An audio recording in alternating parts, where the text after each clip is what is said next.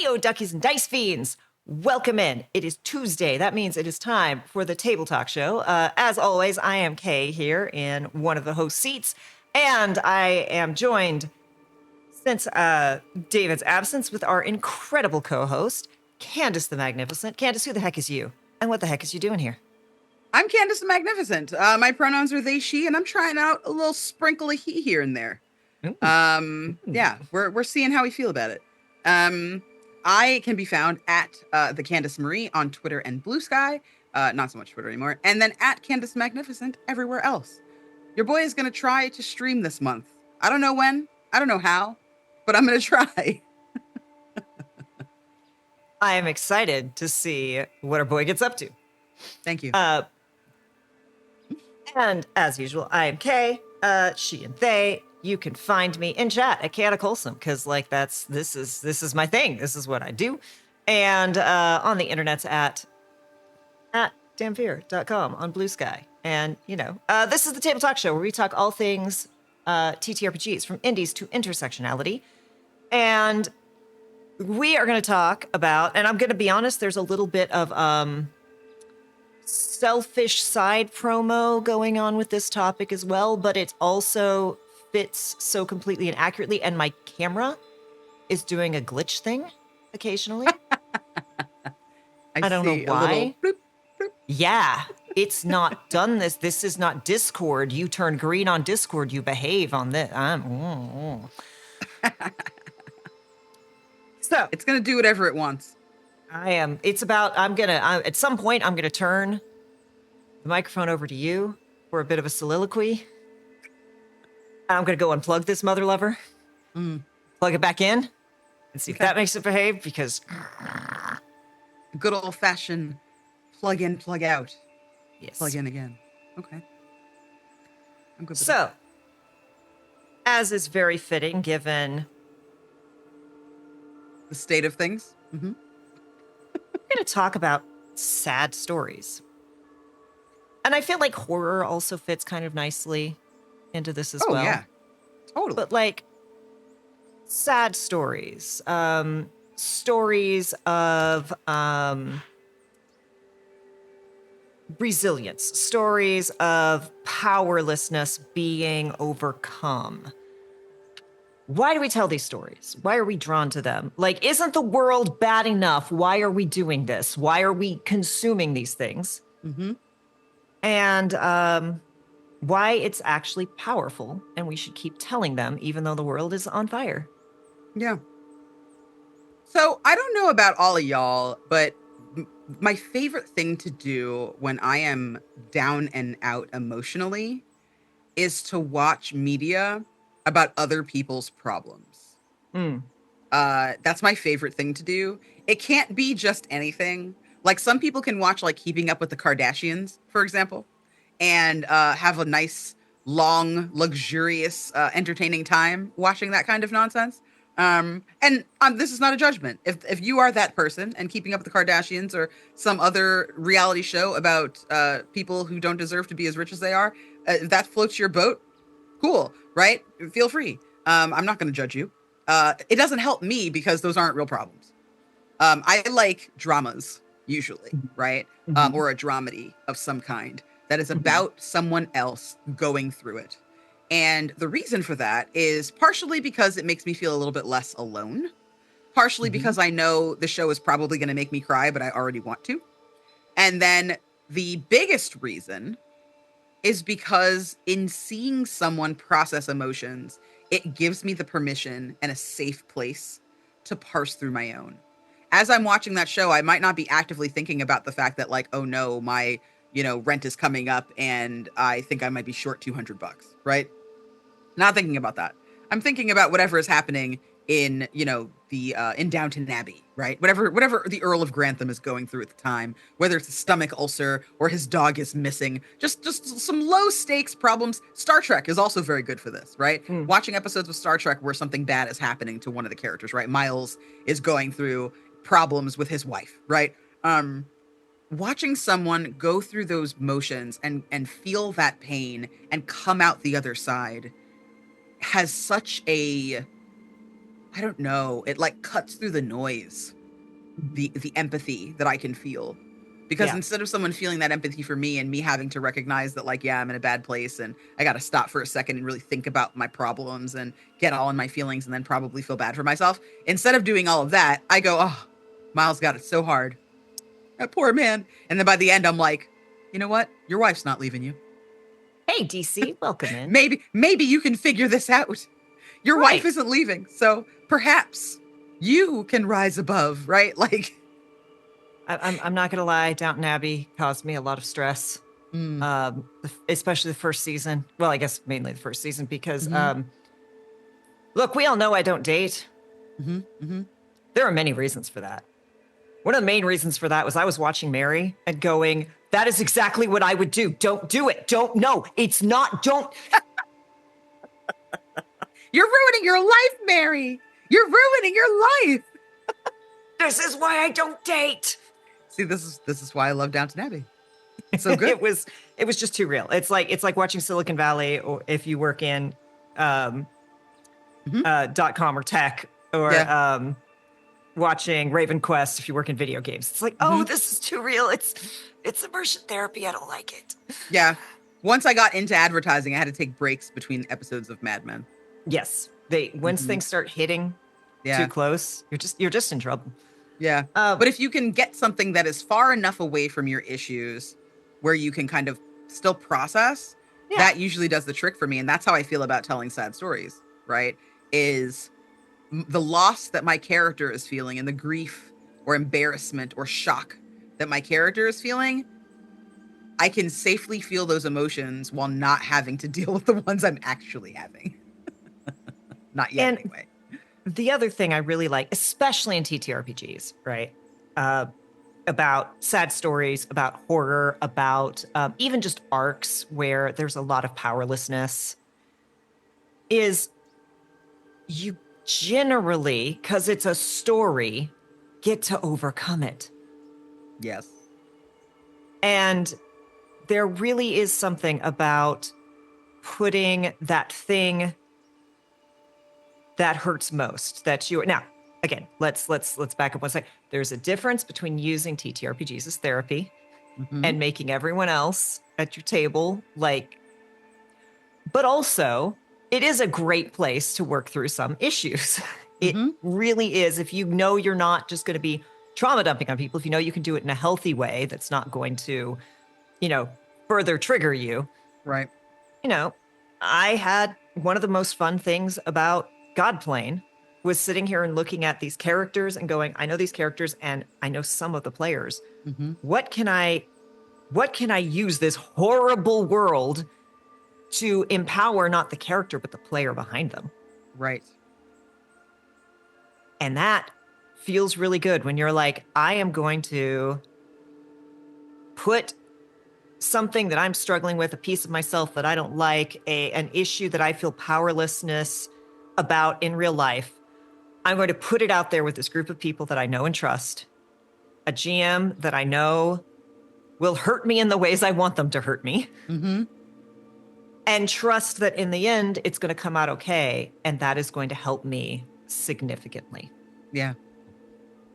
Yeah. It really, I also think that the community aspect is also important, right? One of the things that you don't get from watching or reading or consuming sad media is that usually you're doing that alone, right? Sometimes I might have, one of my partners watching with me or something like that, but most Mm-hmm. of the time it's something that I watch alone. Yeah. And I think that when there's a time and a place for everything, right? Sometimes you want to be alone when you're sad. You just want to like have your feelings out. But other times you really kind of want a sense of community. And I Yeah. think that like in a TTRPG, you can ask people to be invested in solving your problem without actually having to ask for help. Whereas in real life, you have to ask for help, right? Like you have to tell people, Yes. hey, raise your hand. I'm having a problem, right? And then tell people what your issue is and relive it all over again. And sometimes it's just easier to just shut the fuck up and not do it, right? Yeah. But I in a could do it myself. TTRPG, right, I can handle all of this. The stack of things I have to do is bigger than me, but I'm tough. I'm But resilient. asking for help makes me weak and it's awkward. Mm. Mhm, And mhm. even worse, I will ask for help. People say they will help and then they won't. Right. Right. And like getting over that and keeping that from being an additional source of pain sometimes can be very hard, right? Yes. I have a friend the other day, it was their birthday, and they had plans online with people. And I had said beforehand I couldn't join, right? I was like, hey, I have something that night, I can't move. It's a paid thing. I'm so Mhm. sorry. They were like, no worries. Like, thank you so much for telling me, whatever, right? I didn't say I would be there. But like other people did. And other people bailed last minute. And this person had no one to celebrate their birthday with other than their partner, right? And Ooh. like that hurts. You know, it's probably for a good reason. The world is however it is right now, right? Like Yeah. we're all in crisis. All of my friends pretty much are marginalized in some way. So like it's tough out there, right? I understand why Yeah. people are bailing on stuff. It makes sense to me. But at the same time, when you like tell somebody that you're going to be there and you're not, right? Like you have to give voice as to why, right? Sorry, Brickhouse Store. We're sorry, Sorry. Nicole. Oh, thank you so much for the Hi, subscription, Clint. Clint. Welcome So nice to in. see you. Yeah, it's actually interesting you say that. Bring that up, Candace, because Mhm, okay. So for reasons, I got a 3-month free subscription to YouTube, whatever their premium mhm. service is. Nothing I would buy on my own, Yeah. but I'm like, oh, well, now it's time to binge all the creators I want to see. Mhm, And I've just went down a black hole. I think it's called psychology with Dr. Anna. mhm. And she actually started her channel when she was a doctorate student Ooh, and okay. is now a full doctor and does really great breakdowns on like, she did a whole thing on why parents whose children have gone no contact react the way they do Mhm, and all sorts of things. And she actually, one of the things she did was a breakdown on the loneliness epidemic. And mhm, she said a lot of it started like, obviously there's been seeds everywhere, but she's like, with my clients, with other therapists I've spoken to, um, I've seen a lot of it with a spike of it after the pandemic. mhm. And it was like people will just decide, people will commit to plans and then last minute go, oh, never mind. Oh, no, I can't. Oh, no, I need mental health. And it's not an actual, like, don't get me wrong. If you need a mental health day, especially for work, Mhm. take it. But there is a difference between I actually need this and just not feeling up to it, and so I'm just not going to tell my friend. Yeah. And it affects both sides in terms of Yeah. loneliness. And it's really interesting that it's like, yes, take care of yourself, but also, when did common courtesy leave? Especially because like you said, like being honest would do so much. If my friend tells me, "Hey, I really want to hang out tonight. I was really looking forward to being with you, but unfortunately, I just don't have the spoons. Like I don't have the energy. Like I am just not there." Then I know A, to check on my friend tomorrow, and B, I can say, "You know what? I feel you." Or I can counter with, "We don't have to talk at all. Do you want to just put a movie on and just be silent, cam off?" Sometimes a compromise is all that person might need, but they're denying themselves and the other person the opportunity to do that by just bailing instead. And it's really difficult to deal with. I mean, a lot of TTRPGs I think go that way, right? Where Yeah. things are really difficult and it creates a very serious kind of clash because then people also have a hard time knowing like when someone is offering that, right? I've heard stories of someone who was like, "Hey, I had a really bad day. I think a black person had gotten shot. This person is black in question." And was like, "Hey guys, like I'm really I am tired and I don't know how to deal with this day. If we can reschedule, I'd love that. If we can't, then don't worry about it." And someone jumped on him for not giving the appropriate amount of a heads up. Even though he had said, we don't have to reschedule. Like I'm okay, I'll push through, but I'd like to reschedule, right? That kind of thing is very difficult. And I think when that applies to games, not just above table, but at table, like picking up what someone else is putting down and showing like care for someone is something that's really important. And a lot of people don't get a chance to do that because people bail, right? Because people don't talk Yeah. about their needs and their feelings. So when you can show that love and that support in game, sometimes that kind of traverses above table as well because that person does actually need that support. Yeah. And again, sometimes it's like, I've had a really bad day. I cannot socialize. I cannot perform. There's been times when I've said, I've just so y'all know, I've had a really bad day. So if I seem off, that's why people are like, oh, we'll cancel. I'm like, no, like the way I process, is I need the distraction, right? I need this sad story. I need whatever, because if I'm stuck in my own brain with my own problems, it's not going to go well. Right. It's going to go so bad. Yeah.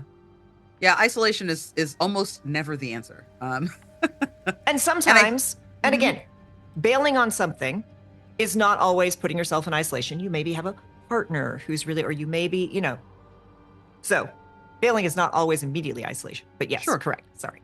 Yeah. If we don't do these disclaimers, someone's going to get in the comments. That's true.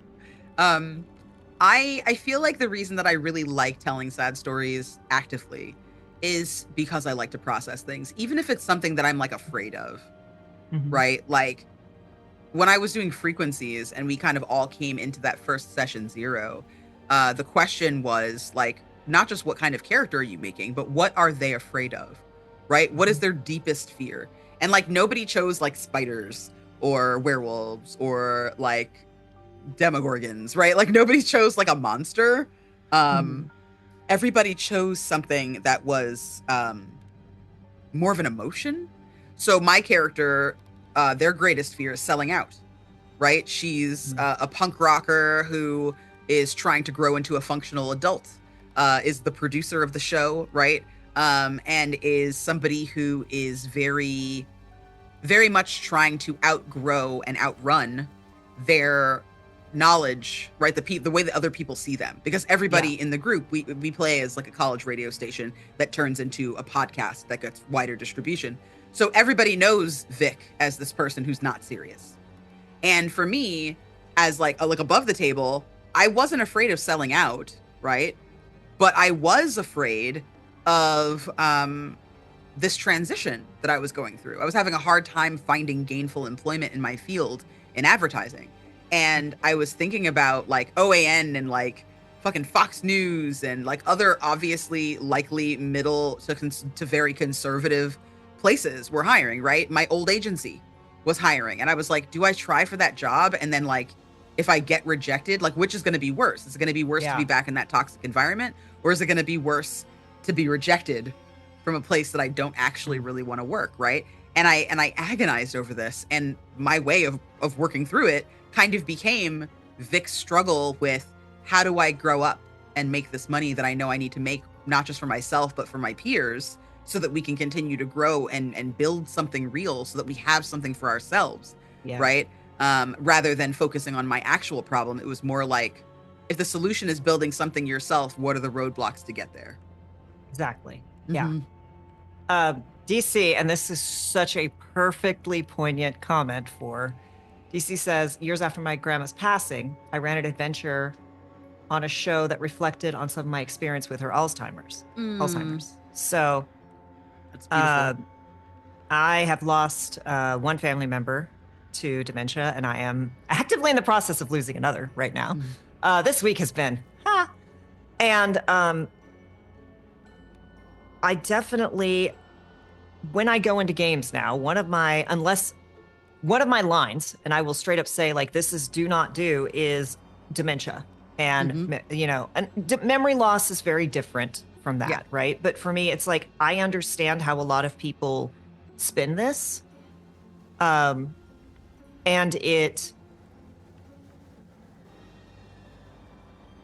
I need someone who will understand the gravity, right? Spoiler alert, in the 4th season of Emergency Power, this is actually addressed a little bit. And I trust Adam, our GM, intrinsically. So I was like it hit and I went, no, let's, and Adam did it beautifully. And hilariously, one of the best representations I've ever seen of this was BoJack Horseman. Why is that show all that it is? I don't understand. It hits a lot of notes for people. I've only seen like 3 or 4 episodes. I got to try to get back into it. Like, you shouldn't marathon it. It will break you. But when you're like, and the first, it finds its footing a little bit later in. But like, yeah, it was like, what I could, but got some news that has been interesting to grapple with. And then I got to sit down. I've purchased it. I haven't played it yet, but I got to sit down and watch Mimics and Misfits stream Banshee. And I won't say too much because it is a walking sim, and I'm hoping I can stream it tomorrow. We will see where my energy is. Y'all, I haven't even edited last week's. I've edited. I haven't published last week's VOD yet because Gestures, everything. yes, that my window is that way because of all of that. Emily and has gone through similar things with their family, and it hit so hard in the way that I needed it to. And I needed to cry, and I almost did. I tried really hard. I couldn't quite do it. And there really is something about, because we've talked about, yes, it helps you process, and yes, it helps you feel powerful and overcome, but like knowing you are not alone. Yeah. Even if you are not playing it out, even if you are consuming media, or for me, it's even more powerful. Hey, Rex. Yes, Banshee had Rex in tears. Candace knocked it out of the park. Candace did multiple voices in Banshee. You should, it's on itch.io. You should go get it. Knowing Thank you, Rex. when you go through, when you consume media and you see that thing that lets you know, oh, this person has experienced this or something close enough that they are pulling that same emotion, right? Because it doesn't have to be. And let's be very clear. Nothing is worse to say to someone who is hurting or grieving than like, oh, I understand what it's like to lose your mother. My mother died 6 years ago. And it's like, you didn't know my mother. You didn't lose my mother. It's not the same, right? It's not the same. But when you see that raw emotion out there, you see that thing, it's like, okay, I'm not isolated. I'm not alone. Yeah. And it's amazing. That really can make all the difference, honestly. Like, even a memory, my dad died over 20 years ago. It's been a very long time. And that's like a pain that like doesn't really go away. Even if you have complicated feelings, you're going to continue to probably have complicated feelings until the end of time. Yeah. And it's been nice being able to kind of parse through how I felt, because I was 16 when he died. So, going through all of that and trying to wrap my head around it as a teenager was bananas. It was silly. Like, he died. You're dealing with enough as I a moved teenager. to Florida. I mean, literally, I moved to Florida in the middle of 11th grade, like 3 months after he died, had to completely start over again, then graduated, went to college, had a terrible relationship, graduated from college, started my life as an adult, right? Like, I had no time to figure anything out. I was just adrift, right? I was doing the best I could to just keep paddling. And like, for a long time, I had a lot of mixed feelings, and it wasn't until I got older that there were some things that I finally could understand and that I could finally parse through and figure out. And when Moonlight at Roseville Beach came to my door, I was an Ennies judge that year. That was actually my judge pick, my judge's pick for 2023's Ennies. When that came across my door, 2023. I don't know. That was like yesterday. I know. You were just drowning in books. I'm still drowning in books. I'm trying to sell all of them. If you want some books, let me know. I'll let your boy. I read Moonlight at Roseville Beach, and the dedication is for all of our queer elders who unfortunately didn't make it and will never be able to play the game. And that was my dad, right? My dad died of AIDS. So it was it was a moment that I wasn't expecting, right? Because the book itself is very cute. It's very kitschy. They use a lot of really interesting like pulp cover design, right? It has a lot of jokes inside. It's a fun read. It's powered by the apocalypse, so it's silly, right? Like, it's a really good game. And when I got to that page, it just was like somebody stabbed me. And I really wasn't expecting it. I didn't really see it coming. And it meant so much because I think all the time, did my dad like TTRPGs? Like, we never really had that conversation. By the time he died, I really hadn't discovered it yet. So, like, it feels like something he would have been into, but I don't know, right? And he didn't talk about it with my mom. So, like, it gave me a sense of peace that I didn't realize I needed. Mm. And that sounds like what you got too. Like, it gave you like this, maybe not peace, but like it gave you an emotion that you didn't Yeah. realize that you were missing, that you weren't grasping. And then it Yeah. happens and you're like, ah. I until being in a fandom, until nerddom became like mainstream, it was so difficult for me to explain. Again, we said this a couple times. I was an awkward kid. I was a weirdo. I didn't fit in Bible Belt, Texas. Surprise, I know.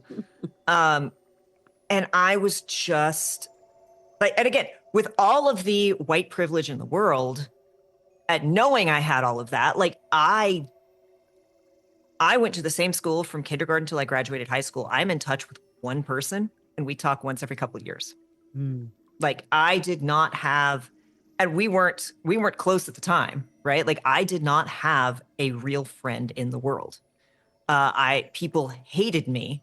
I was bullied. I was voted onto homecoming court so they could throw things at me on the field. Like it was Mean Girls IRL. I did not have a friend in the world.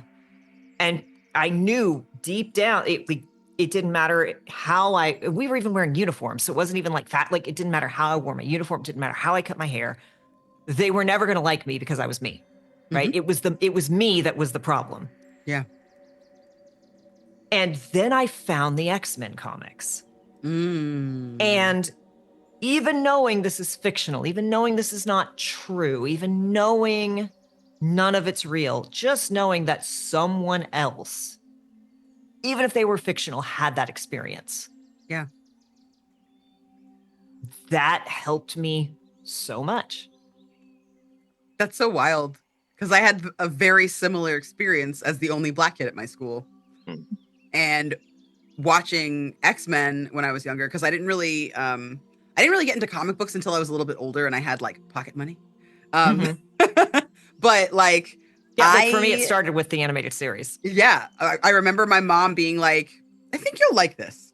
Because my mom loves cartoons. So she was like, Mhm. maybe try this on for size. And I was I like, know, Rex, who? a weirdo on this channel. Who is this beautiful black lady? Oh my goodness, she's amazing, and everybody respects her, and they all think that she's like really cool, Hey, and like Chrysicon. they all like listen to her when she talks, and like nobody makes her feel bad about the fact that she's brown or has boobs. Like that's pretty solid. I like that. This is a show. And that's how I got into X-Men. And then Yeah. you can't pry it from my cold dead fingers, right? Like And meanwhile, it I was is. like, oh, who is this strong Southern belle? And she also is she's also not happy with herself. That's Mm-hmm. you can be strong and independent and still not happy with yourself. Mm-hmm. Mm-hmm. Yes. Yes. Delicious. Also, she doesn't really want to touch people Hey, Graham. as either, Yes. right? She wants her boyfriend to stay over there and tell her she's pretty from afar. That's I feel you. Cool. Um Yes. yeah, I very much think that more people should be open to telling sad stories. Something that I've noticed, if you are going to run a sad story for your table, we kind of mentioned this last week when we were talking about reading the room, right? Not everybody is comfortable interacting with every emotion, right? Joy and happiness are probably the most common ones that people are okay with. And even that, I mean, look at the state of our country. If people were okay with being happy, we wouldn't be here. But like but like I think that sadness, right? Sadness can be very challenging for people. Even Mhm. people that are open to it, right? I could help someone cry all day and cry with my friend all day. But when it comes time for me to feel my sadness and for me to be sad, I'm like, Yeah. Oh no, then it's weird. that's for other people. Yeah. Um, It's also like I don't need help. Help is a thing other people need. I help you. You don't help me. No, no, no. Exactly. No, no. I will help you. I think that that when you want to tell a story that's going to be sad, or you know that a story is going to be sad, it's important to tell people at your table, because Mhm. sometimes people can't read the room and they don't know that there is an emotional moment happening, right? Or they might not have access to grasp that scene. Mm. And it can get awkward, right? Like there have been APs that I've been in where my character is having like a very touching and heartfelt moment.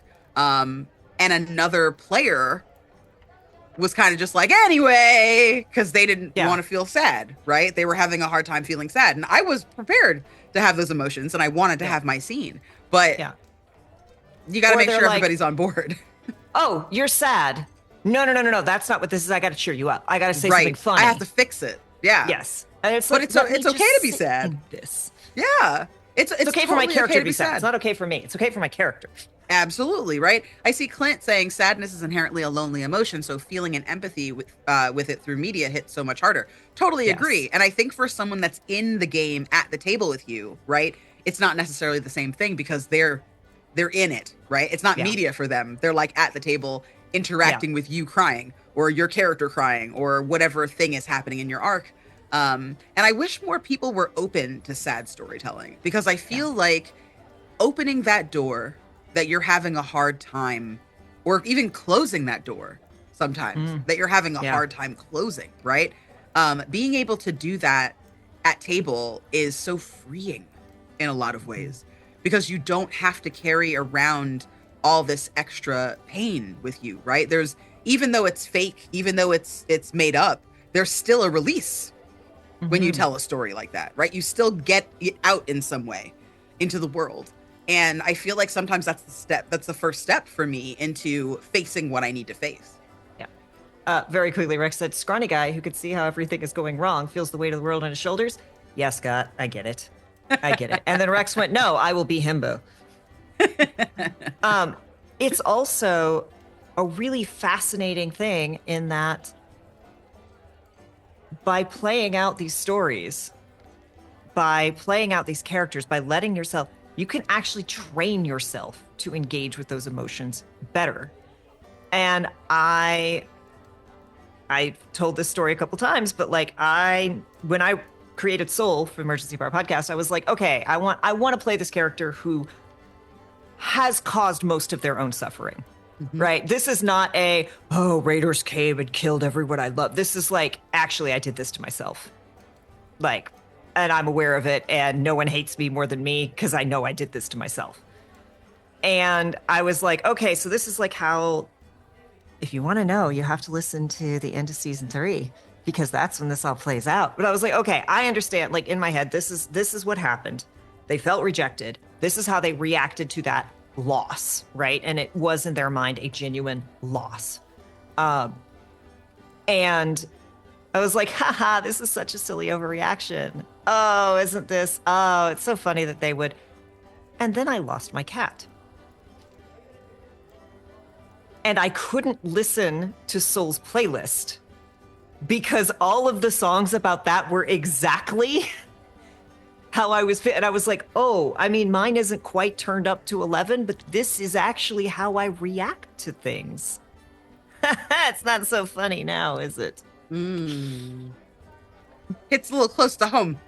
Well, but it also gave me an insight that I wouldn't have had before of like, this is how I react to things. And now that I know how to react to it on a big thing, Mm-hmm. I can identify it when it happens in smaller ways. Because sometimes we were talking in the green room about learning, like practicing accents. And for me, Yeah. I have to ham it up and feel the shape of the word in my mouth, and then I can tone it down. So once you're hamming it up and you're like, aha, oh, that's okay. Mm-hmm.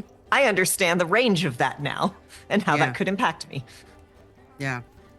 I think though that like to touch on Banshee, like Mm-hmm. making that video game with Emily. At first, Emily approached me to do the voiceover for the Banshee, right, for the narration, because that's who takes you through the walking sim, right? That's your little buddy that helps you through each portal through the ancient times to present day. And I was so honored that they wanted me to work on it. Like I was thrilled, over the moon. And so when I read the script and I saw all of the epitaphs and the graves and the work that they had poured into this game, like the gorgeous writing. It was absolutely stunning. It was so beautiful. And like I got really I don't know, almost choked up. I didn't quite cry, but I got very impacted emotionally by it. And I was like, you gotta get this. Do you want me to get you voice actors? I can get you voice actors. And she was like, you can't get me voice actors. I don't have any money. And I was like, I can get you voice actors. So then I went out there and I got For something like this. Yes. Yeah, I got 19 voice actors for this thing Just a to few. donate their voices. Technically, I got 20 because one person had to bow out because their life ended up getting really complicated, and we needed That's fair. somebody else to come in and fill in. So I actually got 20 people to say yes to do this. Nice round number. Yes, and it was amazing. Like I couldn't believe that I had successfully gotten all these people. But I think like it really finally hit me as I started to edit.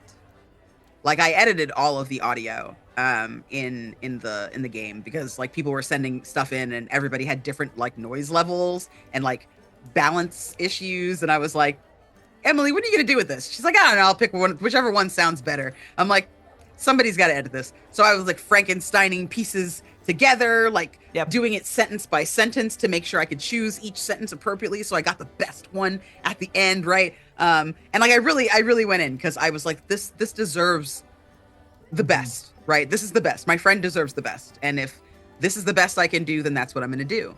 And after finally getting everything edited and the adrenaline of this needs to go out wore off, and I started listening back to each of these stories. If you play this game, not every single story, not every single grave is tragic, not every single grave is sad, despite the fact that all of them end the way that we all end, right? We all die.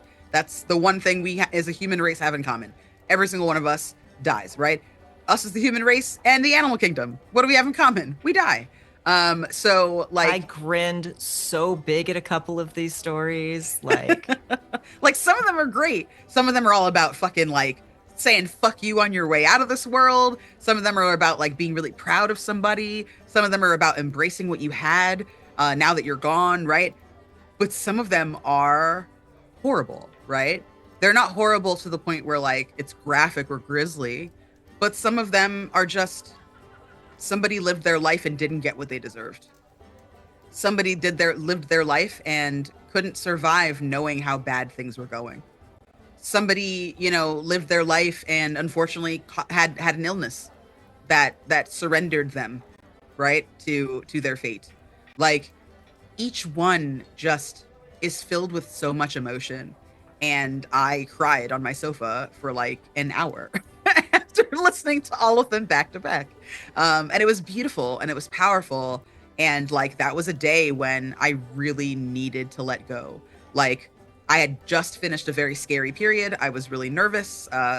Like my partner was having some health issues that we weren't really sure whether or not it was going to pass, and we were going to have to take him to the doctor. Like I was having some issues. My cat was sick. Like a bunch of things were just happening at once, and I was like, this is a lot, and I couldn't let go.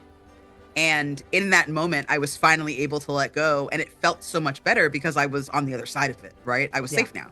Things were fine. And I could cry, and I could wipe my eyes after and get up and fight again the next day. And sometimes that's really what you need sad storytelling to do for you, right? Is to help you get to a place where you can open your eyes, know that you are doing your best, and get up and fight another day. Like, especially now. That's what I think a lot of people need. yeah. And sad stories can end in triumph. And even when they end in tragedy, there is something so powerful about, and this is one thing that's really cool in TTRPGs. Okay. Spoiler alert, y'all. If you have not seen Critical Role Campaign 2, I'm talking about the thing that happens in episode, I think it's 26, 25, or 26. So I'm gonna tell you right now, I'm gonna spoil this thing. Hey, Jason, if you have somehow not yet seen this and you care, mute, and I will thumbs up when we're done talking about this, right? Because I am not going to spoil something, even though it's very, very old now. Critical Role Campaign 2, one of the major characters, Mollymock, right here behind me, dies. And it's not a big planned thing. It's not a great big character arc moment. It is a combat where the plan didn't work out. The dice were against them. And this character just died. There was no point. There was no moral. And it was personally the character I was most invested in. And when I tell y'all, I was distraught. And it made it worse because this happened while two of the players were not at the table. They were away giving birth to their first child. So they then came back and the party had to explain where this character went. Mm. And I was binging this in the middle of the pandemic. Oh my God. And when I tell you, I was distraught. I was messed up. We had just come out of the video game Me Too thing where I had been building archives of information and data in case these people tried to combat. My heart was already shredded. And then this happened. And it was like, I was not prepared simply because it wasn't a story arc. It just happened. And then as it turned out, Matt Mercer took the seeds of that and built an incredibly painful but beautiful story that ended with that character. I'm going to be careful. That involved that character in a way that was overcoming the shadow, the specter of bad things that lurks within each of us, right? And there was no way to save this character, but there was a freedom and a release. And that helped because in the middle of the pandemic, especially, I'm like, there's no reason for this, especially how many people were just not taking it seriously. It's like, there is no reason for this. There is no logic. The conspiracy theories are happening because this doesn't make sense. Our monkey lizard brains have so much trouble with this thing I can't see is killing so many people. It doesn't work. And somehow that was exactly the thing that I needed to get me through, to go, okay, it might not have a reason now, but it'll make sense later. So engaging in these sad stories, engaging in horror, engaging in things that don't feel happy or sometimes even good. Like, okay, we don't want it to feel bad. Right. But not everything has to feel good. That's called toxic positivity, when everything has to be good all the time. Engaging in those things can really help give you a perspective. And it unlocked the thing within me to go, I am distraught over the status of the world. And yet I'm over here crying my eyes out over a fictional character. Oh, I'm done now. We can, if you've been, hey, Jason, welcome in. So if you had muted for spoilers, we're done. I'm done with details now. But that allowed me to unlock all of this fear and anxiety and helplessness and grief that I was feeling for the life I knew, for the life everyone else I knew had lost. And it allowed me to go, okay, cool. I've had that cry. I've been in my feels. Now I can pick up and move on, like you said earlier. Yeah, I think that also taking your time with a sad story is something that's important as well. I think sometimes people mistake, sorry to blind y'all with my little light. You have such great Sith vibes with that. Thank you. I think when you're telling sad stories too, especially collaboratively, it's really important to kind of take your time understanding what the purpose is of the story that you're telling, right? What is your desired outcome? Because I think that sometimes it gets really easy to slip into sad for sadness sake, right? If you're going to build a sad sack character that is going to purposely make horrible choices, right? And is going to just get into all of the worst stuff all of the time, right? You're not going to make a sad character or tell a sad story. You're going to tell have a tragic character, right? Yeah. And it's going to dampen the depth, the emotional depth that you are able to occupy there, right? Authenticity to me is the number one thing that you need to tell a sad story successfully without it feeling tropey or without it feeling gratuitous in some way. Because again, like it's like gift giving, right? If you are trying to make someone cry with a present, giving them a picture framed of like a photo of their, dead husband or something, right? That's going to make them cry, right? That's obvious. But if you get someone something that is deeply meaningful, that reminds them of something else, or reminds them of a time when things were better or worse, or something like that. Yeah, something that is going to be a memory, right? Something that's personal, both either to you or to the other person. To me, that's really when you get those feels, right? Like that's when you find yourself in that place, in that space, in an organic way. And I'm having that depth and that range is also really important. So like I'm playing Bella over on A Sterling Garden, which is the Star Wars game.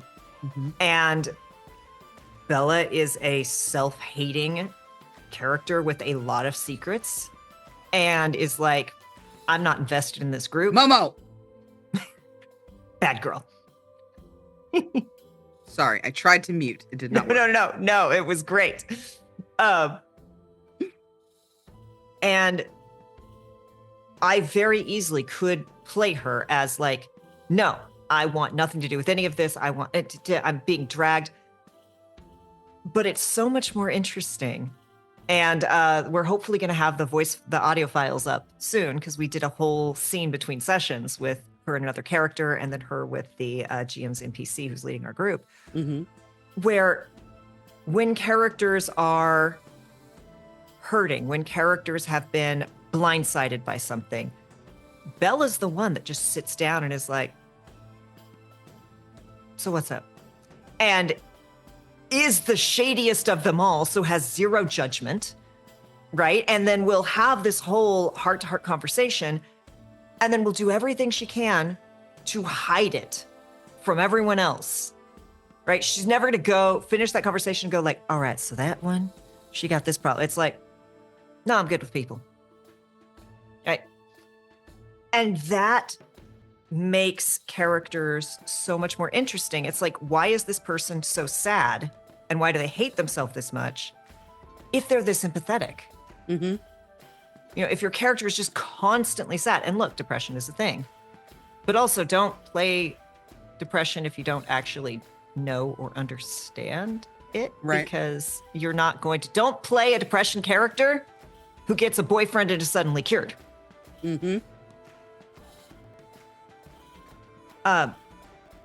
Sad stories are effective. And we talked about this in Godplane too, right? Like, Brian, Urban Bohemian, when I asked him to play Godplane, was like, I play funny characters, right? Like, I can't not be funny. And I'm like, no, I've seen you. You have a great range, and I want you to be funny. And I know you are a professional, and you can read a room and a story beat, and you will be funny in the moments that it needs to be funny. Because if it is misery the entire time, you tune it out. Yeah. That's the balance, though. It's important to strike that balance of injecting that humor. Shout out to Rara Storytime. Rara is an award-winning TTRPG producer, an AP performer and GM. And I have been lucky enough to game with them. They do the Heart as a Dungeon podcast. And over at PAX U, I did a panel actually on sad storytelling with Rara. And it was really wonderful. It was lovely to have that conversation with a bunch of different creators and things like that. But one of the things that I really like talking to Rara about is like their goals for the stories that they tell. He wrote a very short, I think it's like a one-page TTRPG about like loneliness and like the feeling of like longing and loss that isn't specific to anything, right? It's a one-pager, so it's all about finding your setting, right? Like almost like Honey Heist. Like, what's your setting? What's the theme or the purpose? who is everyone, right? Who are the players? And it's designed for a smaller table, like 2 to 3 players. And we're still trying to schedule this because originally it had to be rescheduled for BBEG purposes. But one of the things that that they had said to me was that he really wanted the game to feel like a sustained snapshot of emotion, right? So come in, the story starts neutral, it gets into the nitty gritty, you reveal the sad thing, you sit in it for a moment, and then you dip back out, right? And what I found so compelling about that is that he wasn't trying to tell a 3.5-hour story. He wasn't trying to do a full one shot, right? He was like 30 minutes to an hour. That's how long you can kind of stay in it without it being the most tragic thing in the world. Otherwise, you kind of need to break up that sadness with humor, right? And I think that that's one way that like horror, a lot of people like to talk about the complement between horror and comedy, right? And how they go hand in hand, because comedy lets you release and horror makes you tense, and then comedy lets you release and horror makes you tense. I feel like something very similar is that like when you are in a situation like that, sadness also goes hand in hand, right? If you're going to tell a very sad story over a long period of time, you can have horror, right? It's going to be depressing and it's going to be a lot, but you can have horror. They work really nicely together, right? It's like salt and pepper. But when it comes to being able to really kind of elevate what you're making, allowing those moments of levity, if you're going to be going for like more than like an hour of a story, that can really just turn things around to the point where it's that much more watchable and people can handle more of it, right? You can have more moments of sadness and more moments of horror or fear if you have those little like dots of light in your story that allow you to kind of balance all of it together. And I think sometimes people, very much like how there are people who go for edgelords, there are definitely people who go for like the sympathy character, right? Who always has a problem and they really need everybody's help, but maybe they won't ask. And something really tragic happened to them and it was really emotional. Their whole family died, right? Stuff like that. And I think that if you're going to do something like that, making sure that you are aware of those little bits of those little elements and bits of comedy in your backstory, right? The little things that are, even if it's like a small like chuckle of a facet of who you are. I feel like that's such a nice balance to make a well-rounded character. Yeah. Sorry. Chat is chatting, and y'all are awesome. Rex said, if you can do comedy, you can nail drama. The reverse is not always true. Oh, true. Adam Sandler. Yes. Such a shock. Such a surprise. And like I've said this before, like I have long wanted to run a Labyrinth TTRPG. Yeah. And I'm like, I need people who understand they need to play this like a horror. And they're in fact like, it's Planes, Trains, and Automobiles. And there's another, Importance of Being Earnest. There's a couple other, Importance of Being Earnest is an excellent book that has had a couple film adaptations, some of which are actually pretty good. They can't watch it, even though it's a comedy. They're like, I can't watch it. It stresses me out because it triggers the same horror instinct and it builds up, and then lets down. And they're like, I can't get to the let down. It's in. And that's like, yeah, it goes so hand in hand.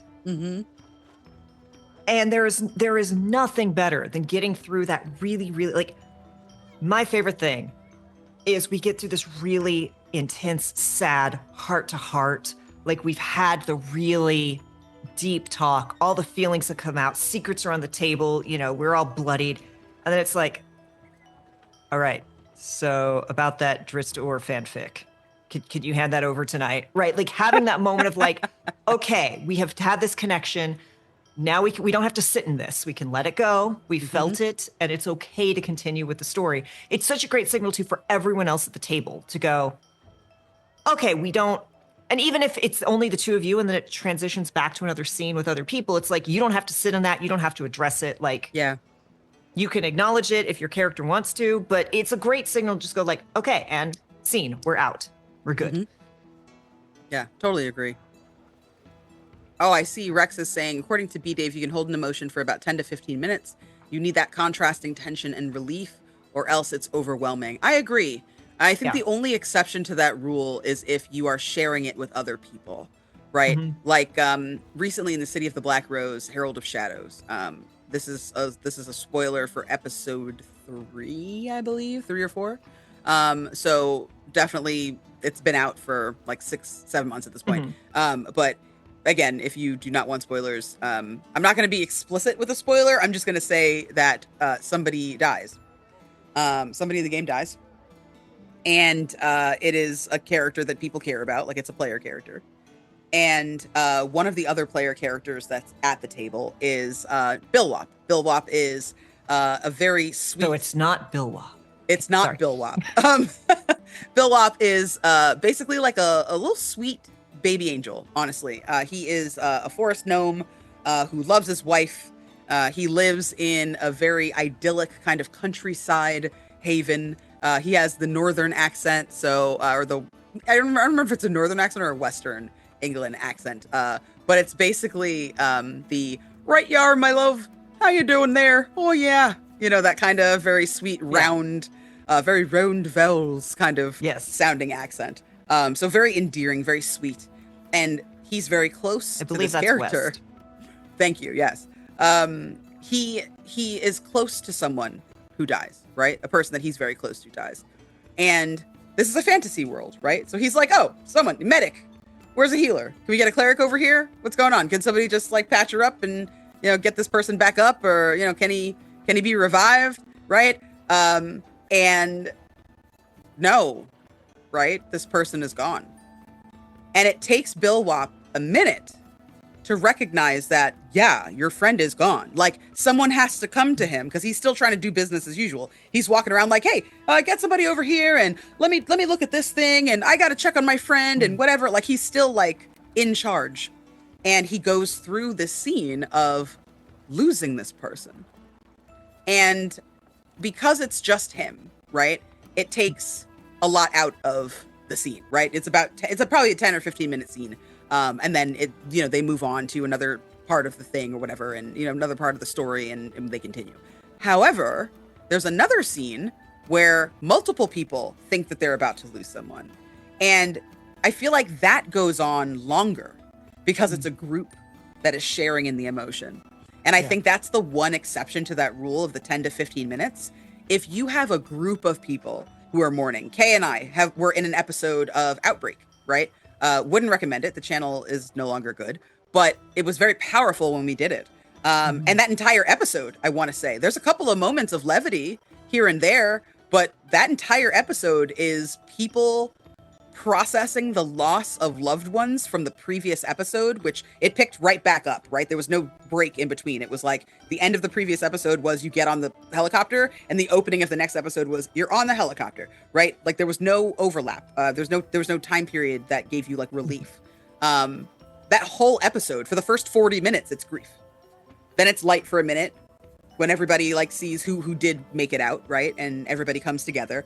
And then there's also moments of silence that are like 30 minutes or longer of people pouring one out for the people that should be there, right? Remembering the people that should be by your side. So I think when your entire ensemble gets into it, that is an example of when that emotion can be sustained, especially if the people in your ensemble are all emoting differently, but feeling the same emotion, right?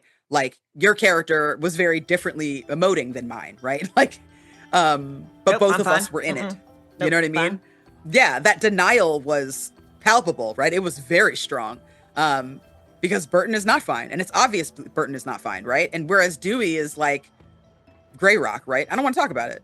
Like, yeah, it sucks. I'm sad. I'm crying silently, right? But it was that for 30 minutes. And it was beautiful. I think a lot of people were really touched by that episode that watched it because no matter what walk of life you're from and no matter how you process things, there's something there for you to identify and connect with. Well, and y'all have heard me talk about Chalice, my home game, highly lethal. We've had multiple player characters. It's been going on 3 years. We've had multiple player characters die, multiple major NPCs die.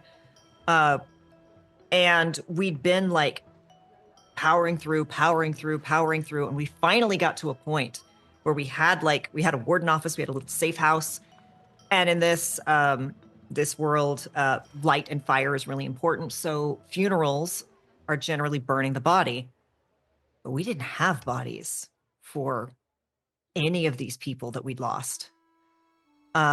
So we kind of, two of us independently came to the same idea of, we all took pieces of paper, wrote down the names of people we'd lost, went out back, started a fire, and burnt the name. And we had probably a solid 45-minute funeral. Mm-hmm.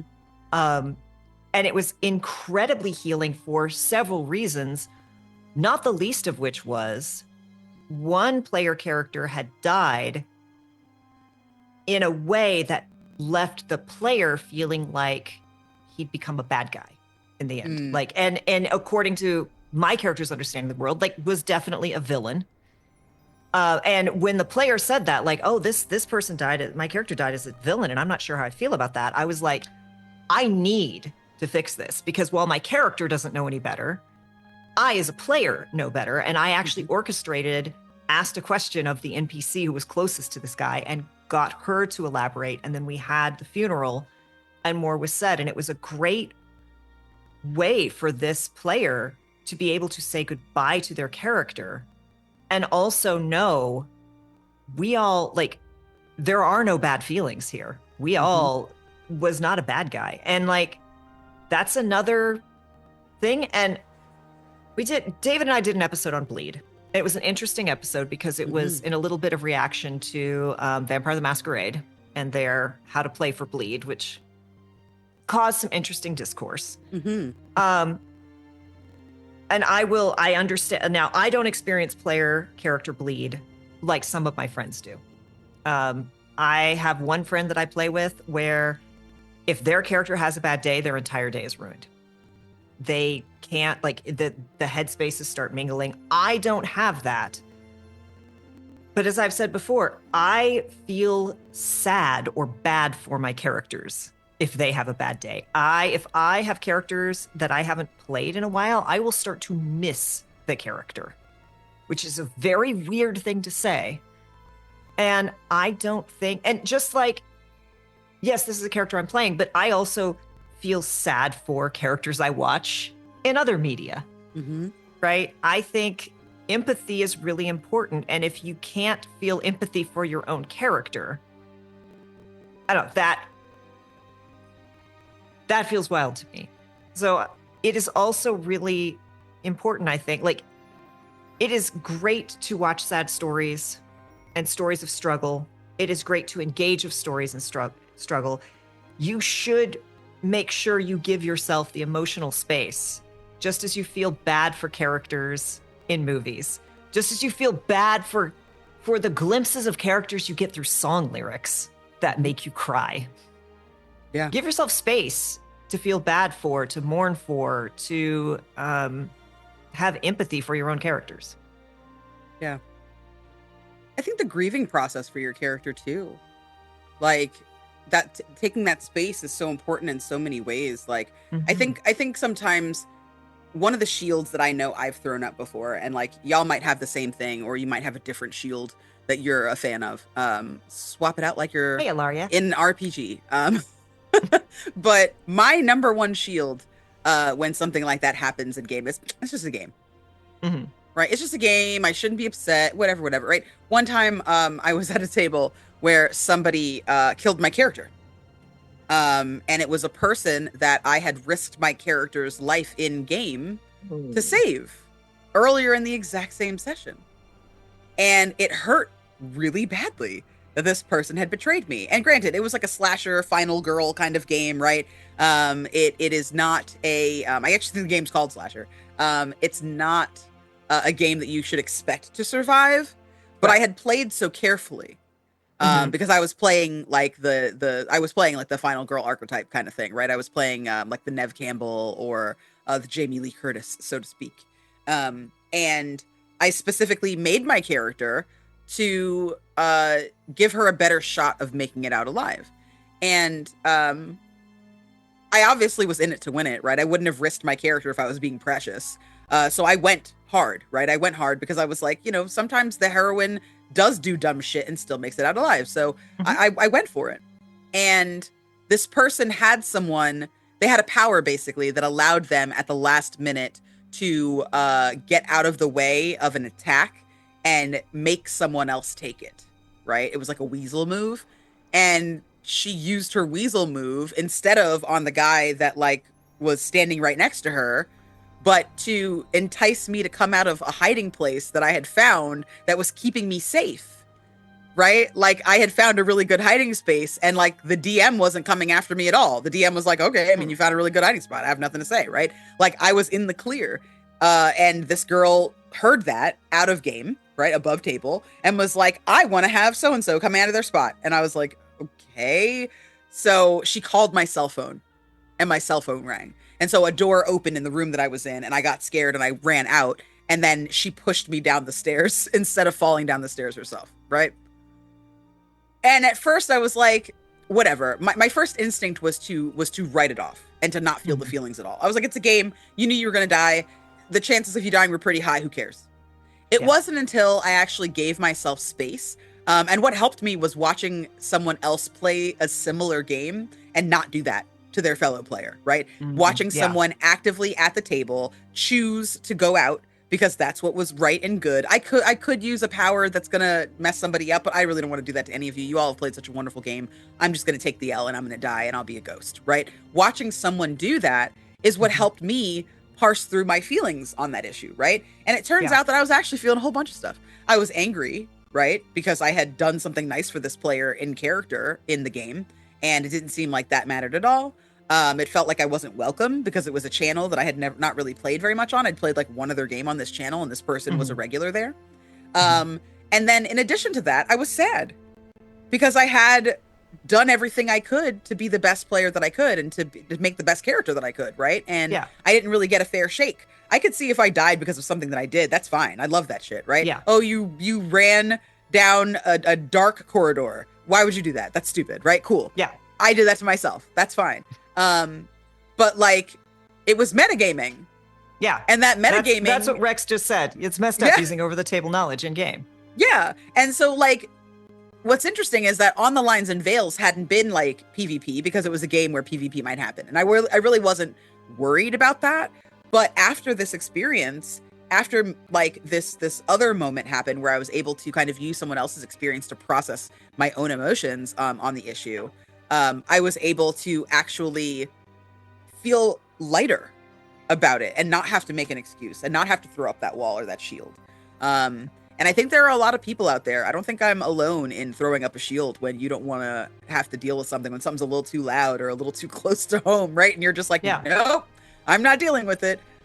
So a lot of times I think when you tell a story that is authentic to you, even if it is a sad one, right? Or you show an approach in a sad story situation that someone else can really resonate with, it can be so freeing because like, I mean, it was a full year that I wrestled with this almost, right? Like it just sat with me and I couldn't understand why I was like, certain things would like set me off too, like certain situations in game. I remember using your Lines and Veils sheet for the first time where teal was an option and like everything was teal. Like for the first like couple of times I used it, everything was teal. No, ask first. Is there an animal of any kind? Ask, right? Like, I don't care.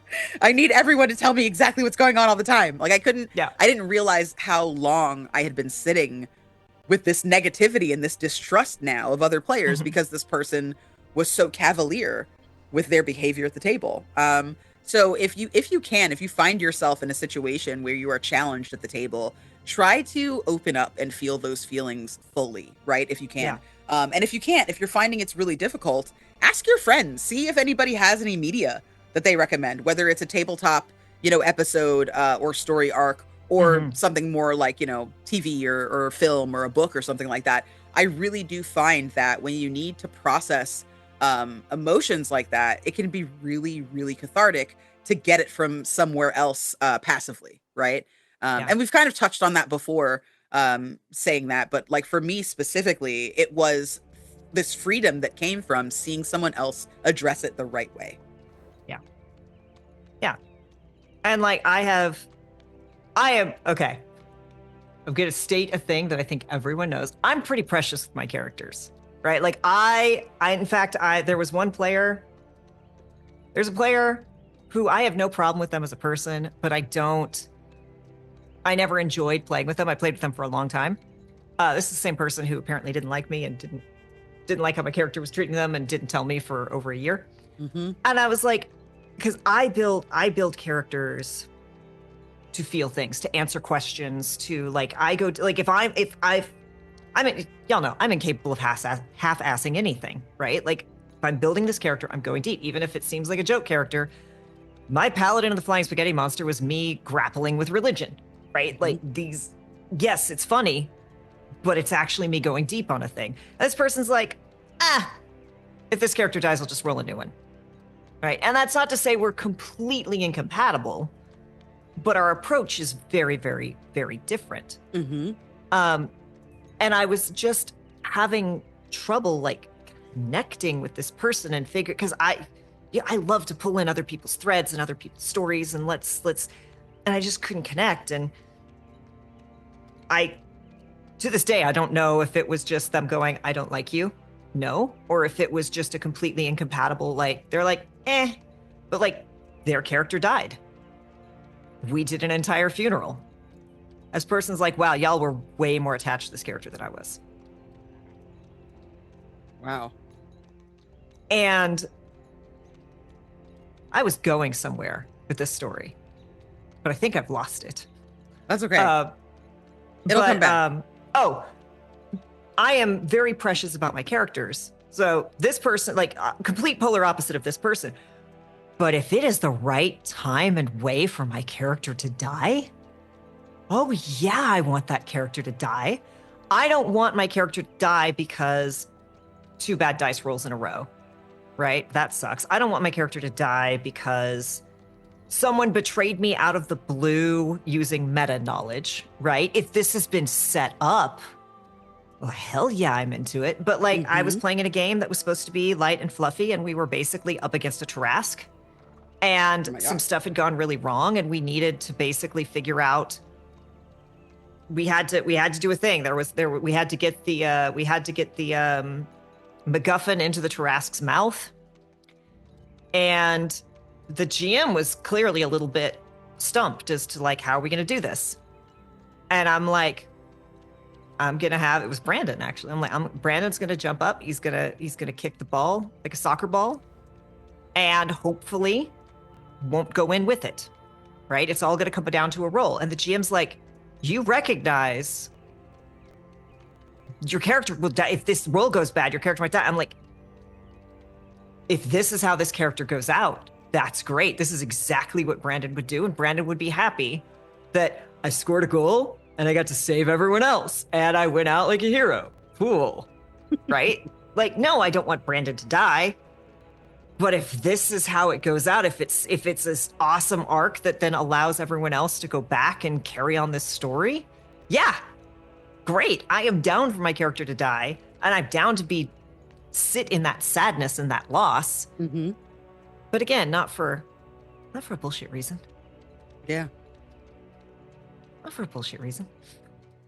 Yeah, it's wild to me that some people don't need purpose when they play TTRPGs. To me, like, if I need purpose to be in a play where the words are written for me and all of the specifications of who this person is and what they're supposed to be doing and how their story ends are all right here in this book that I'm memorizing so that I can perform it in front of other people, I damn sure need some fucking purpose when I'm doing a 3.5 hour episode each of a 10 episode series or longer and have to sustain this character over a period of time, right? Yeah. Unless I'm like throwing caution to the wind and I'm just like using my body as the weapon, and I just decide to go like full on barbarian, like throw caution to the wind, cool, right? That's also valid. You want to be that person that goes through like 6 characters in one game? Do it, right? Like, bless, right? Enjoy your life. It's too short, right? But like, for the most part, I want character growth so that I can put on an interesting show, so that I can tell a story that people are going to care about, right? If I don't care about my character and I don't have like legitimate experiences as my character, what are other people watching, right? One is a home game. If you don't want to have any legitimate experiences and you don't want to emote and you don't want to feel, then like you can play a home game, right? Why are you performing? Why I'm are not you going in to an play a AP? home game. I have no desire to even play a home game with people who are just like, meh, Totally. I roll, Yeah. right? Yeah. Because there's no point to any of it. What's the point? Like I get there's power fantasies Mm. that could be. And how many times have we said like, oh yeah, we've rolled up to a table and someone's been like, I've had a really bad day. Can I just punch something? Oh, sure. Yeah. After some stuff that happened politically, we all at one of the games we all rolled up and we're like, please tell us there's combat. Yeah. I can't solve the problems of the world. I would like to punch someone in the face and have that solve the problem. The GM's like, yeah, that's what we're doing today. It's like, great. See, even that's purpose, right? Yeah. That's purpose. Even if it's not purpose in the game, it's still purpose out of the game. Oh. But just, yeah, I'll just like roll until I'm dead. David has I'll just make another one. David has this story about someone who rolled up and it was like, what does your character do? Whatever moves the plot forward. Right. It was like, well, what does he think? I don't know. He shouldn't like it, so he doesn't like it. And it was just like, literally whatever moves the plot forward, what came out of this person's mouth. Yeah, I find that players that are like that tend to just leave it up to the GM to do that work. I have had a player like that at my table where I was like, everybody give me backstories, right? Because I was actually having this conversation today with friend of the channel, Jeremy Cobb. He is going to be doing D&D in a castle next week. And I am trying to learn how to facilitate D&D because I was asked to run some games. So I'm like, yeah, I can learn. I've played a bunch. Let me know if I can help. I will be in touch. Please. Because again, the first time I ever DM'd was on stream.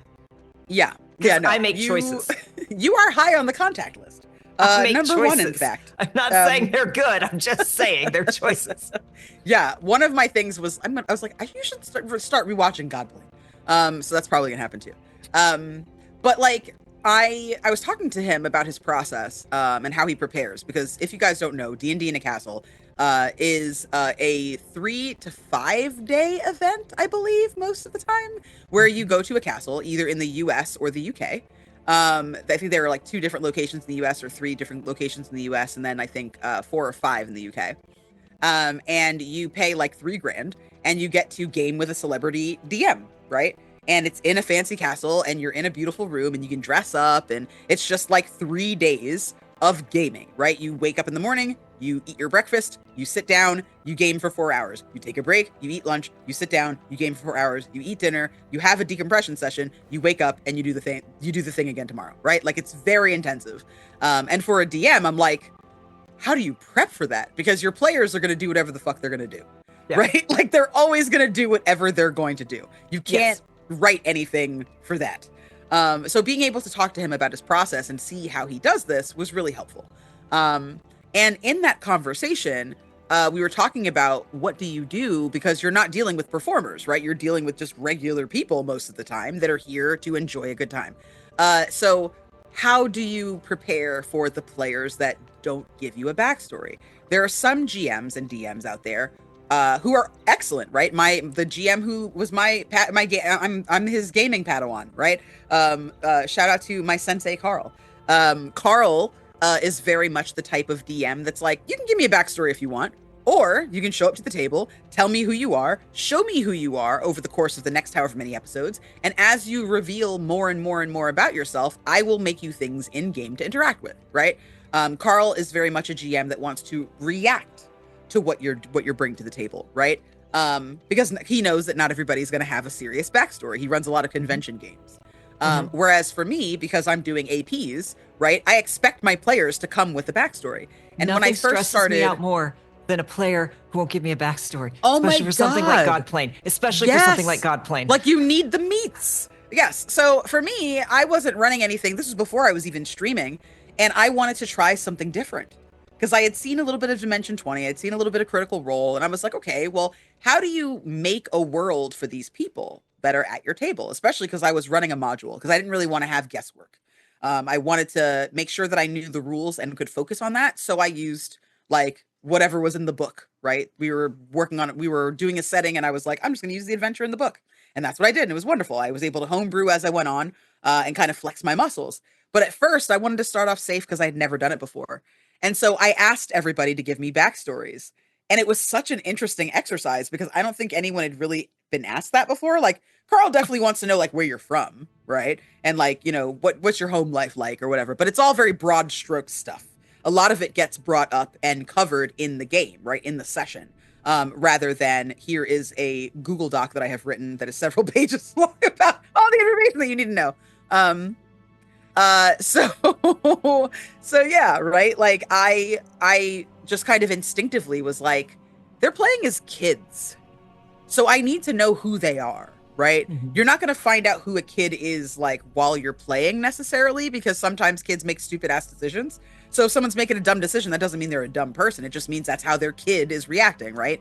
So I asked for people to give me deep backstory so that I knew what I had to work with, especially with their home lives, right? Because home life is a very big deal to kids. It's not something you're necessarily going to see in the game, but it's still going to factor into what's happening to you in the game. Yeah, it informs your reaction, Yes. your view of everything, your understanding Exactly. of the world. Yeah, how are you going to interact with authority, right? If I know there's like a principal that's going to call you into their office, if I know that you have two parents at home that are both really serious about being respectful, or a single mother at home, right? That is very important. That thinks it's very important that you are proper with authority, right? You're not going to be glib with your principal in game, right? So I had asked all of my players to turn in backstories. And everybody actually did a pretty good job, despite really not having a ton of experience with that. And I was able to also ask them pointed questions, right? I came up with a little questionnaire that I kind of stole from Dread. And I was like, hey, you fill out this backstory thing so that I know what I'm dealing with. One of my players didn't bother. And they came to the table. I couldn't, lead them to water, so to speak. And they came to my table the first session with a name, an archetype, a character sheet, and nothing else. They knew that their mom was single, no reason why, nothing on their father or adoption, sperm donor, immaculate conception, nothing, right? Like no information whatsoever about how they got onto this earth, who their mother was. She didn't even have a name. They came from a cult that was weird.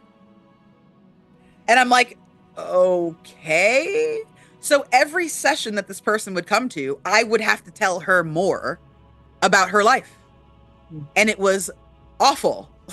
Every session.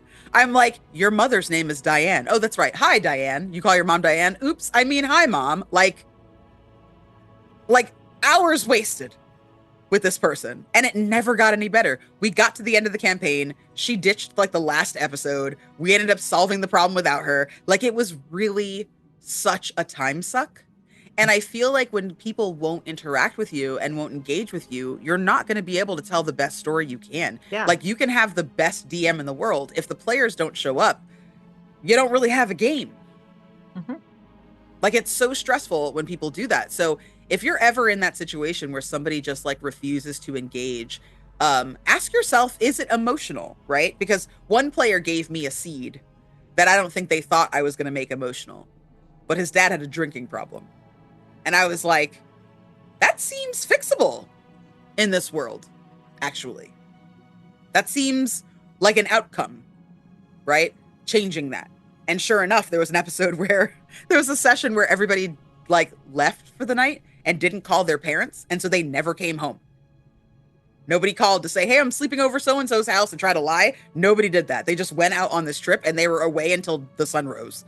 And when they got back to school, all of their parents were there and his dad hadn't had a drink in the 14 hours he'd been gone. Right? So like having that richness behind you, not only does it help you feel your feelings and your emotions more strongly in game, it also connects the GM to your story and to you out of game, right? So that the GM can do their job a lot better. Rex is saying that's a lot to put on the GM. It really was. Yes. Because I also had to keep track of all that information. Yes. Right? That I'm making up on the fly for her. It was very daunting. Yeah. Clint says, I did an early access release about character bonds for Fate LA. Secret is that it's more for the GM than the players, because when they tell you who they are, they tell you who their character really is. Ooh. And like, I have been I have a very clear understanding of my characters very quickly, and I know exactly what I'm trying to tackle with these characters. That doesn't always mean that's exactly what I end up tackling, because sometimes you're like, it's this thing. Oh no, the buried trauma is just. But there is a real I do understand there is a real frustration when you have a thing you're trying to tell and your GM is just not engaging with it or doesn't get it or has just completely misunderstood what you're after. Like that, I get. I've also been the GM who's like, I am trying to build a world around your character and give you a meaningful story to tell and help you as a person, as a storyteller, help your character have a great adventure. If you don't help me, it's all going to suck. And I have had someone who I'm the most soft-hearted, insecure GM, right? Like I'm a mean GM, right? But if I'm like, someone didn't look like they had fun this session, they hate me. They hate my game. They hate everything. Like I will not sleep for months. You can tell me after, no, I had a great time. I'm like, no, they didn't. Like I am just, but there is nothing more frustrating than being like, I've had someone who didn't give me backstory and then be like, I felt like everyone else like had a lot cooler character arc. That makes me so crazy because for a second, it's almost like gaslighting. Because for a solid second, you're like, was I a bad DM? Did I fuck up the session? Did I like harm my player? And then you start thinking back through and peeling back all of those layers and realize that what you started with was a crumpled up piece of paper and a fucking candy bar wrapper, right? Like, yes. And you're like, oh, wait a minute. I didn't do this. This isn't on me. Yeah. And now, to be fair, like Rex, Clint to say, like Rex said, it's a lot put on GM, and Rex is like, Clint says, like, it's a lot when they already have to carry the rest of the setting. True. Yeah. There are one of my favorite things, and again, you have to talk to the GM about this, but I love having a certain amount of blank slate. Right? Like here's what my character knows, right? Here's some things. Here's like a 5-year period. Do whatever the heck you want. Like that's with awesome. Brandon found the egg, hasn't been home since he found the egg. I don't know why. You tell me, GM. Is the dragon a good force or a bad force? I don't know, GM. You tell me. And more than once, GMs have come through and been like, are you okay with, and I'm like, yes, the reason it's a blank slate. And they'll be like, okay, I have an idea. Do you want me to tell you? No. I want to find this out about my character in game. And if you want to ask me specific questions about, am I cool with this? I will answer. But like with elements like this, the less I know, the more I can be set up to have my heart broken or surprised in the most exciting, happy way. So there is space for it, but please, like, unless you are 100%, in one of my games, someone showed up and said, my character has amnesia. Doesn't know anything past the last 3 months or anything before the last 3 months. GM was like, you gonna let me? And they're like, oh yeah, I'm gonna let you. It turns out this person did the thing that infected another player with a weird thing. And like, player found this out in character, in game. That's awesome. It was great. That. But you have to know and trust your GM, and your GM has to know and trust you. Don't do this with a GM you don't know. Yeah. Have the relationship. Yeah. It won't go well. And ask as well, right? Like, just like we were saying before with like telling sad stories, right? You're going to want to, both as a GM or as the player that's experiencing it, make sure that everybody's in a place to do that, right? I've definitely been at a table where somebody asked first, and it was wonderful because I was not in a place where I could deal with X, right? That they wanted to kind of go through. And I was like, listen, if you want to deal with that, do you mind if I just like excuse myself at the scene? And they were able to just go down to 2 people for that scene, have it, and then we were all able to come back to the table. Like there's always workarounds, but like it's the same when it comes to like the blank slate idea, right? If you aren't sure how to inject the emotion that you might want to experience in the game, one of the ways to do that is by telling the GM, I want to have an emotional experience, right? Yeah. I want to have something happen to me or to my character in this game that is really going to make me think. and this is the backstory I've built, and this is the square that you have to play with, right? Here is your lump of clay. Here's the rest of the sculpture, and here's one arm that you can make, right? Out of this clay I'm handing you. Um, Being specific and Mhm. saying that to someone, it tells the GM how much of their time they have to invest into you and your story.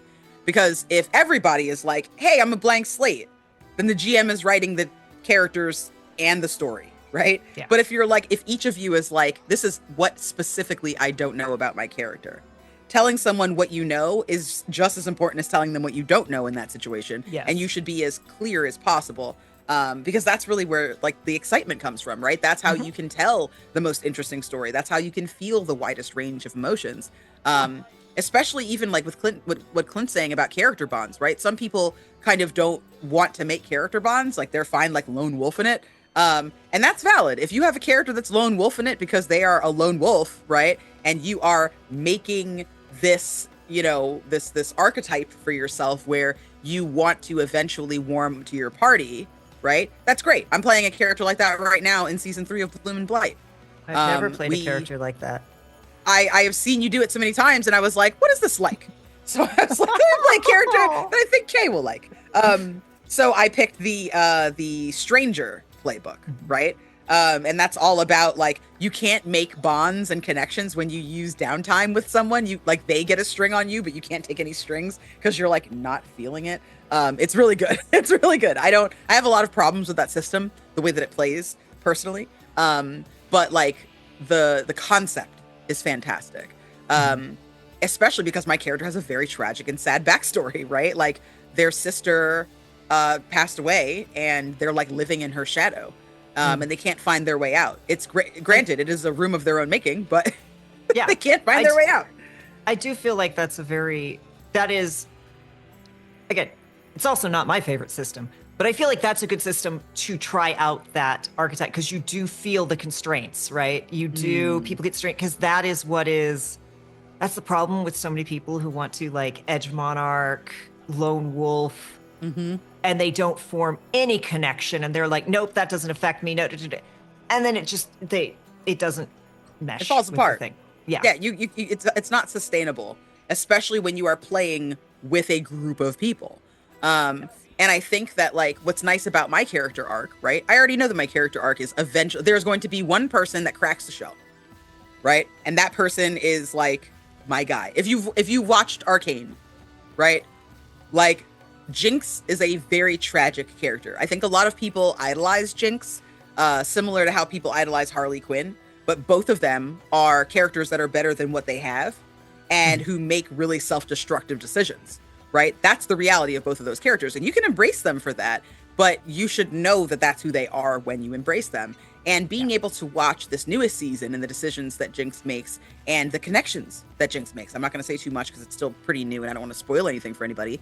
But one of the connections that Jinx makes, that really touched me because I was like, okay, so it shows a human side of this character that is literally off her rocker, right? Like she is a traumatized person who is going through something very difficult and is not taking things well, right? And is just beefing it. And I think a lot of times there is this push to, again, like we were discussing earlier, step back and away from the strong feelings and really examining the strong feelings, right? Looking at Harley Quinn and recognizing that she is a woman in a long-term abusive relationship who doesn't really have the power to leave despite being brilliant and literally smarter than her man, right? Has a PhD, like that, you're missing the point of the character, right? You have to notice that the major thing about Harley Quinn is that she doubts herself, right? That's at the core of that character. Why does she need this idiot to fucking tell her what to do? Because at the core of her being, she doesn't think she's good enough, despite being a brilliant scientist and doctor, right? So like, I think embracing all of that in your own character and in other characters at the table is the way that you really can get the most out of your gameplay. But there are a lot of people who just kind of take the high road, right? Who see, you know, the Joker as like an anti-hero rather than a villain, you know? Because they don't want to face the hard truth about these characters that they love so much. And that goes for your own characters as well that you're making at the table. Yeah.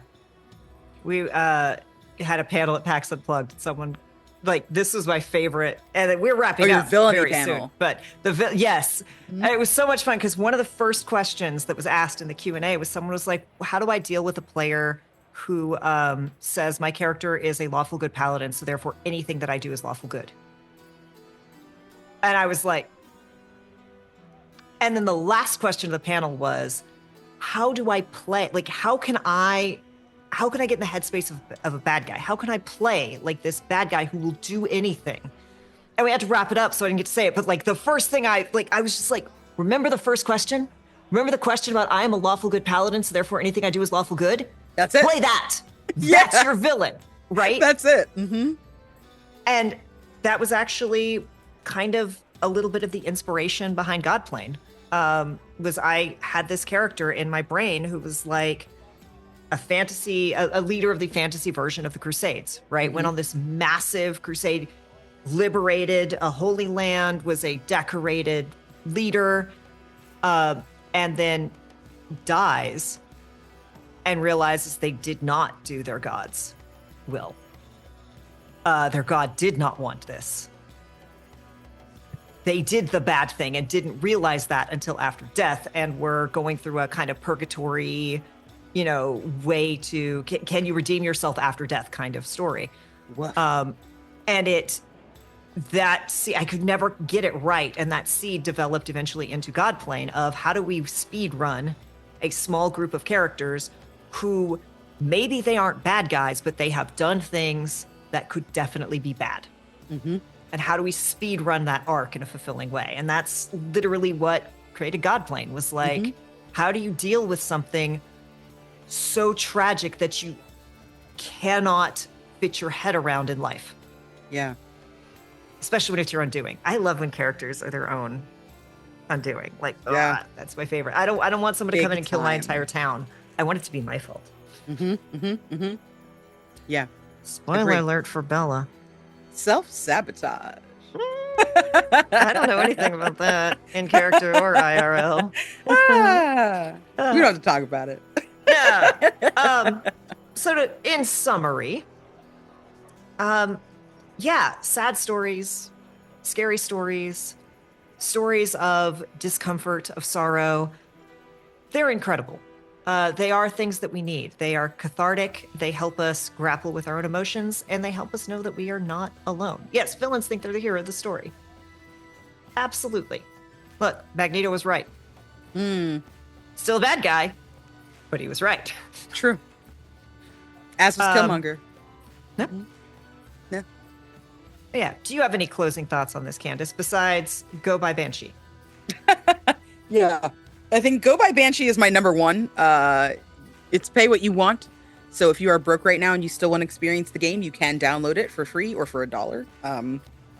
All of the proceeds will go to people that are in need. They are people that are both in Emily's community as well as people who are in Gaza that need relief.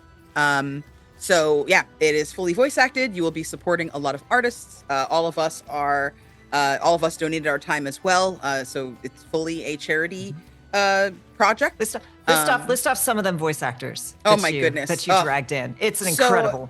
We've got some crazy good people. So John Kennard is an unsung hero. He is in so much audio drama and video game work. Check him out. We've got Connie Chong, who was one of our GMs for our Kay and I's very first Pride stream we ever did together. Hopefully we'll see them back on the channel eventually. We have Kai Kagawa, also a Transplanter alum who is on the show right now, actually. If you are interested in queer joy and trans storytelling that is really beautiful and touching and heartfelt, I highly recommend you check out Transplanter. They have shows every Saturday night, and you can catch their pods anywhere.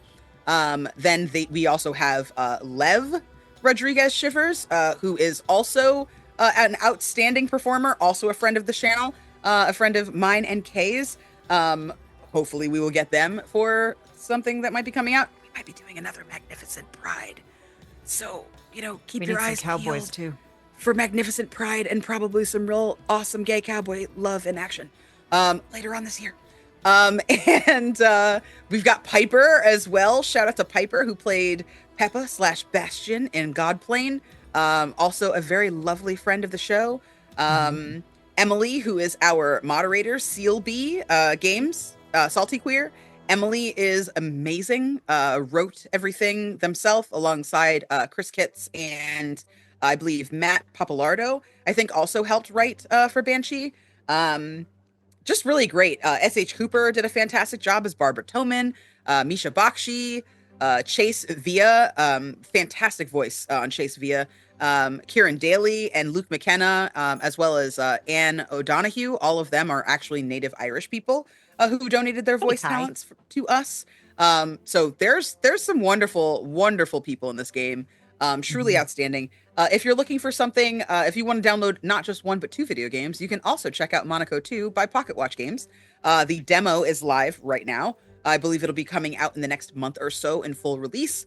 Let me know if you play it and you enjoy the brute Una. That is my character. If you were Might be a interested, familiar voice there. maybe. If you liked my Irish accent, come back for my Scottish one. I really worked very hard to learn it. And yeah, I Uh, think I don't know. Also, Overall, yeah. Mimics and Misfits, friend of the Oh channel, Matt, man, Matt broke did so everything in much the work. game Oh, so many times fantastic work. over. And Yes. after you play it and you are crying, you should go find the VOD of Matt playing through it because Matt has a special thing only in his game that Emily put in just for him. Oh, that's right. And She was telling me she packaged it for him yesterday. it broke me. It broke me. It broke him. Like, it It's was so great. funny. I guessed it. Emily was like, I put something special in this game for Matt. I said, is it? And she was like, holy shit, really? I was like, yeah. That's the only inside joke I know. and that's the one. I'm so proud of myself. I was so thrilled. I was very pleased that I guessed it. But yeah, just And we are living. Rivenanza, Vivian, friend of the channel, also did a Mhm. bunch of QA for it. Sorry, Oh, continue. that's We are living. awesome. Yeah. Thank you so much. That's wonderful. That's right. I did put playtester names down, and Vivian was one of the names. Yeah, we are living in a time where a lot of bad is happening, and there's a lot of reasons to be scared, and a lot of reasons to be nervous, and a lot of reasons to be sad. And I think that the most important thing that any of us can do right now is just remember that we're not alone, right? You guys are here with us every Tuesday, whenever you can be. We are in games together. We are in contact with each other on Discord. If you need something, if you need a helping hand, if you need, an ear or just, a moment of silence with somebody, if you need reassurance, a check-in, anything, don't be afraid to reach out to the people in your community that care about you. Especially because these games, they hit close to home sometimes. I have gotten off of especially finales and sobbed for 3 hours after uncontrollably. We are expending a great deal of time and talent, and part of that time and talent is feeling those emotions in a real way so that they are believable and bring these stories to life for people and change people's minds or change people's hearts. And I think that as long as we all keep kind of doing that together and realize that we are all stronger together than we are apart, that we'll make it out of this okay. We might be a little banged up. I feel already banged up and it's been 3 months. But I don't feel alone. And that's more than I could say for 2016. So, thank you all for joining us. Thank you for sharing your tales of sad stories that you have been in, that you have witnessed, that have moved you, and the advice of others that you've taken about sad stories and passed along. Hey, Rara, we were just talking about discussing you. We are wrapping up. Thank you so much for stopping by and for the lurk. Candace, who the heck is you, and what the heck has we been doing here? Hello, I am Candace. I have been your co-host. I am sitting in for David Lee, also known as Bull Rubber Ducky, the man, the myth, the legend, who is doing his only job right now, which is to get better so that he can come back here and harass Kay. So we're doing what we can to I miss make the sure. harassment so much. So much, right? I got a TikTok the other day and I was like, I didn't even know what to do with myself. So yeah, I think that all of y'all should definitely peep in on David. He is still not really replying as much as he possibly can because he is focusing on getting better. But I know that he'll eventually get back to it. So if you are thinking about David or you see something that reminds you of him, just shoot it over to him and he'll get back to you when he can. I would like to say thank you to Kay for having me here. I love being on the channel, obviously. I will be here until they kick me out.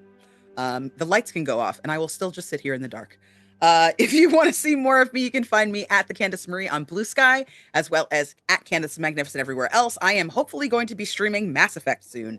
I keep saying that. We'll see if it happens. You can hear me on Three Black Halflings as a guest host sometimes, as well as in the City of the Black Rose Herald of Shadows, which is their current AP. We're actually about to wrap. Episode 10, I think, is out now. I think the last episode is on either this Friday or the following Friday, which is wild shit. And I'm really, really proud of that. Check me out on the episode of One Shot with Super Dylan for Triangle Agency, as well as Wayward Autumnal. This Sunday, actually next Sunday, the 30th, Gnome Ann over on her channel is going to be rerunning the first 3 installments, which all use Wayward Autumnal is a pastoral horror game that uses Under the Autumn Strangely by friend of the channel, Graham Gentz. And the 4th episode, the 4th and final episode, will be launching that night. And if you're not doing anything tomorrow and you want to see me in something spooky, head over to Other Cider Studios, where I will be watching back a pre-recorded TTRPG that I did using the Quietus system, which is actually really good. We haven't talked about Quietus, but it's pretty slamming. And run and facilitated by the one and only Ambrose, who's also been on Chaoticalsome. So, yeah, thank you so much, guys, for being here with us. Thank you, Candace. Candace, y'all, Candace is so busy and such a badass. Y'all have no idea what a badass Candace is. Thanks. The cats just got fed. Thank you so much for taking the time. We appreciate and love you. I'm Kay. I'm here doing this every Tuesday. I'm trying to stream more. I am hoping that tomorrow I can stream Banshee. And then, y'all, Chrono Trigger was on sale for $3, so I'm playing through Chrono Trigger again. I got there. The Fields of Mystria update. I got to stream that because, they got some good stuff now. I want it. I will at some point be streaming more frequently. But Thursday, find me over at Metalark Productions, where I am playing Marabella Lago, who is a smuggler and an all-around scoundrel, exactly the girl your mama warned you about, in the Star Wars universe. And that is, I think, episode 3. Yes, that'll be episode 3, and we have been informed it's the trauma episode. So, that's fine. That's cool. I don't know exactly what my GM is going to hit me with, and I'm not sweating bullets about it. Also, if you've not caught up on it yet, go check out the Emergency Power Podcast. The 3rd season is out now. I joined in the 3rd season, and the 4th season is being edited, and I've listened to the first few, and I can't wait for that to be coming out. Our GM moved cross country, so editing has taken a bit longer. So with that, we are going to run. Thank you all again. Don't forget to check out Banshee. And we are going to find someone to raid, and we will see you next time. As always, be kind to yourself, be excellent to others. See you Tuesday, if not before. Bye, y'all.